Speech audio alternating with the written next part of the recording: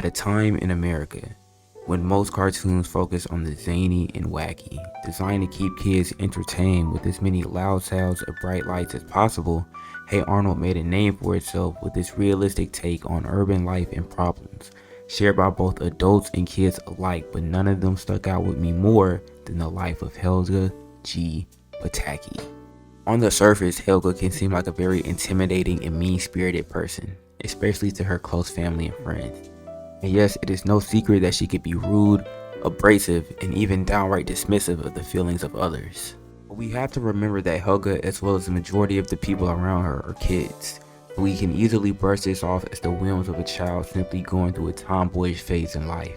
Her personal life tells a different story. Helga's father, Big Bob Pataki, is portrayed as a loud and often neglectful father figure and husband throughout the majority of the show, often forgetting Helga's name, and is shown to be more focused on his local business, Big Bob's Beepers, than the personal life and well-being of his wife and daughter. It's Big Bob's Beepers, he's the king. Big Bob's Beepers, ding ding ding. Big Bob's Beepers.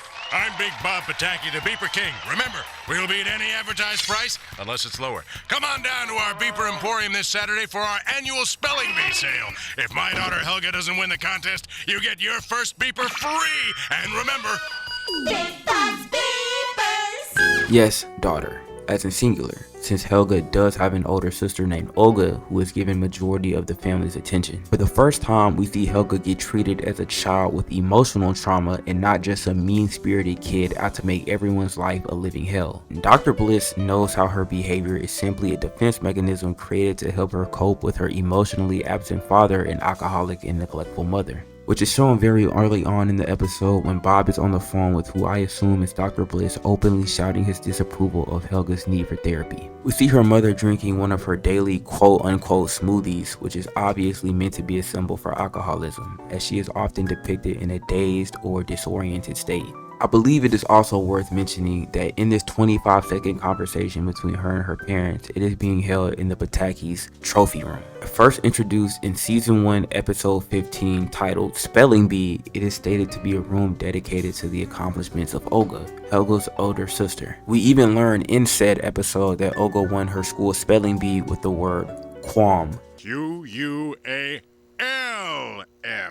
Qualm. which by definition means an uneasy feeling of doubt, worry, or fear, which we would later learn would be the perfect description for both her and Helga as well. Helga, for all of her flaws, is clearly a gifted child. We see her starting off her therapy session with Dr. Bliss, asking questions to avoid having to answer them herself.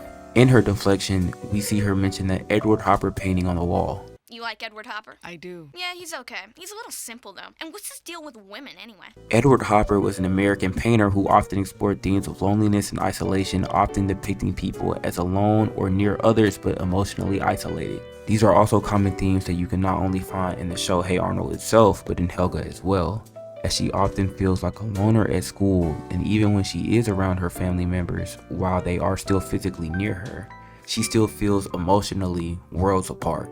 We see this represented later on in the episode when, after opening up to Dr. Bliss after stating she has a perfect sister, we see how Helga views her family. We see them as black and white, which can be a representation of how she views them as emotionally draining. As Helga is leaving, Dr. Bliss brings up Arnold, catching her attention. She accuses Helga of viewing Arnold as special, prompting her to stay. They then begin a series of psychological tests, starting with the Rorschach test. For those of you unfamiliar with the name Rorschach outside of DC, the Rorschach Inkblot test is a psychological test used to reveal unconscious thoughts and personality traits, often used to help analyze someone going through therapy. Through this process, Helga sees Arnold in every image, and hastily ends the test by throwing the images outside of the window. Aren't you tired of this? I mean, what do a bunch of ink blots tell you anyway? They're just ink blots. You're right. The other test, which is just a simple word association game, also ends the same way when she unconsciously connects everything back to Arnold, showing that internally she views him as her emotional safety net. Later, we get more insight on her relationship with her mother and father.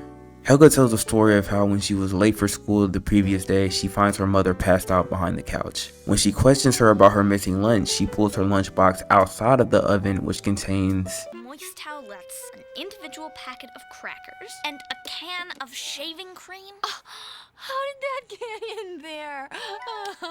Bob then comes downstairs with Cheese Whiz on his face, and everything ends with the laugh track playing to end the scene with a comedic tone, with Helga's stone face looking directly at the camera as if to express how normal and mundane of an occurrence this is for her. This also does a great job of highlighting how Miriam is a functioning alcoholic whose dysfunctional behavior has been normalized by her own family. I need a smoothie. Even her own husband, Big Bob, when noticing she's passed out, simply walks back upstairs unfazed. In my opinion, Miriam's story is one of the most tragic of the Pataki household. In season 3, episode 7, titled Road Trip, we learned she was once good at karaoke and even won a bull riding competition, hinting that before she was an alcoholic, she was a relatively active person with an outgoing personality. I reckon she's not too bad. She's still on anyways. We even get a rare happy Pataki family moment with Helga and Miriam bonding at the end of the episode. Something similar to this would be in season 4, episode 4, Beeper Queen. When Big Bob pulls his back and she takes over the business, she not only succeeds but excels. She would eventually give it up by the end of the episode after noticing how neglectful she was starting to be towards Helga. Helga's father, on the other hand, is shown to be much more harsh and authoritarian, whose emotionally distant nature causes him to forget her name and call her by her older sister Olga's name, even when they are both in the same room. Hey, who's taking me to preschool? Yeah, in a minute, Olga. No, I'm Helga, Dad. Helga. Whatever. Go play outside, would you? Last story we hear her tell Dr. Bliss about is how she met Arnold. When one day, after being ignored by her parents who were absorbed in her older sister, she decided to walk herself to preschool. To follow the melancholy theme of the episode, we see her walk herself to school on a bleak, rainy day without an ounce of sunlight. I think it is also important to note the silence in this scene. We, like Helga, are also alone and isolated. We see her get sprayed by mud and her lunchbox stolen by a stray dog. When she finally reaches preschool, she is helped by a little football-headed boy dressed in all yellow. The color yellow has long been associated with happiness and optimism, so this was the perfect choice for Arnold since he would become her new light in life. When we see young Harold steal her snack, causing young Helga to almost cry, we see Arnold once again come to her assistance. We see Helga swoon, which garners the attentions of younger kids who proceed to make fun of her. We then see the very first time she stands up for herself. Quit laughing, geek bait, or you'll have to answer to old Betsy and the 5 Avengers. Old who and the 5 what? My fists, stupid. That's their names. What? Wait, your fists have names? Oh, you're confusing me! We see her noticeably hesitant by the way she names her fists. But after getting into the groove of things, we see that this is the origin story of how she builds up her defensive wall to protect herself from the feelings of others. The therapy session ends with Helga finally being able to publicly admit that she has feelings for Arnold. We learn that she is scared to be honest out of fear of rejection, but Dr. Bliss assures her that her infatuation is okay as long as she isn't hurting anyone in the process, and that one day she will have to confess her feelings for Arnold, though that doesn't have to be today. She leaves the session satisfied, but not before hugging Dr. Bliss goodbye as a way of thanking her for her insight. The episode then ends on a pretty great note. We see her run into Arnold, who she then insults like normal, but then she runs into Brainy, who instead of hitting, she lets go, as a way of showing her personal growth. Helga G. Pataki is without a doubt one of the most complex and interesting characters in all of Hey Arnold, and I have no problem saying she is one of my all-time favorite characters. I also think she is extremely misunderstood and misrepresented in media, so I felt the need to make this as it's something that connected to me. If you made it to the end of this video, I want to thank you for watching my analysis. I'm a senior film major in college. I love everything media, from physical to online to newspapers to books. So this has always been something I'm passionate about. So if you have anything you would like me to analyze or anything that you are hoping for, because I plan on analyzing a lot on this channel, just let me know in the comments. If you haven't already, please like and subscribe. It would mean the world to me, and I'll see you next time. Moist towelettes, an individual packet of crackers, and a can of shaving cream. How did that get in there? That must mean that Cheese Fizz is in B's medicine cabinet. How am I supposed to run a beeper empire with my face smelling like hickory smoked cheddar, Miriam? Did you eventually get to school? Yeah. What did you have for lunch? I traded the shaving cream with Harold for Mr. Fudgy Bar. He thought it was some kind of whipped topping. What an idiot.